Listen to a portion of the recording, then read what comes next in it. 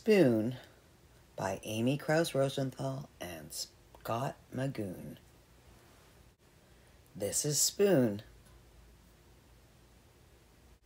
This is Spoon's family.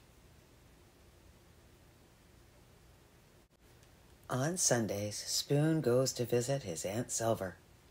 He has to be on his very best behavior there. She is very fancy and proper. Goodbye, darling, ta-ta. At bedtime, Spoon likes to hear the story about his adventurous great-grandmother who fell in love with a dish and ran off to a distant land. Lately, though, Spoon had been feeling blue. "What's wrong?" asked his mother. "You look a little bent out of shape." "Nothing," mumbled Spoon. "It's just that, I don't know, all my friends have it so much better than me. Like Knife. Knife is so lucky. He gets to cut. He gets to spread. I never get to cut or spread." "Yes, Knife is pretty spiffy that way, isn't he?" said. "And Fork. Fork is so lucky. She gets to go practically everywhere. I bet she never goes stir-crazy like I do." "Fork does get to make herself useful, doesn't she?" "And Chopsticks. They are so lucky. Everyone thinks they're really cool and exotic. No one thinks I'm cool or exotic." "Well, those Chopsticks are something else, aren't they?" Meanwhile, if only Spoon knew what his friends were saying that very minute. "Spoon is so lucky," said Knife. "He's so fun and easygoing. Everyone is so serious with me.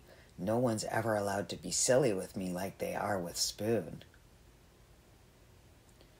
"Spoon is so lucky," said Fork. "He gets to measure stuff.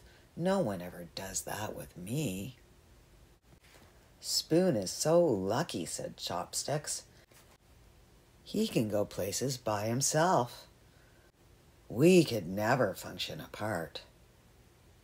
That night, after bedtime stories, Spoon's mom turned off the light, tucked him in, and said, "You know, Spoon, I wonder if you realize how lucky you are. Your friends will never know the joy of diving headfirst into a bowl of ice cream.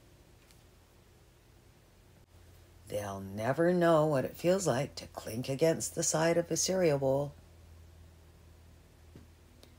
They'll never be able to twirl around in a mug or relax in a hot cup of tea." Spoon hadn't thought of it that way before. He lay awake in bed for a long time. His mind was racing. He felt so alive. There was only one thing to do. "I can't sleep." "Come snuggle. Come Spoon." And so he did. Sweet dreams.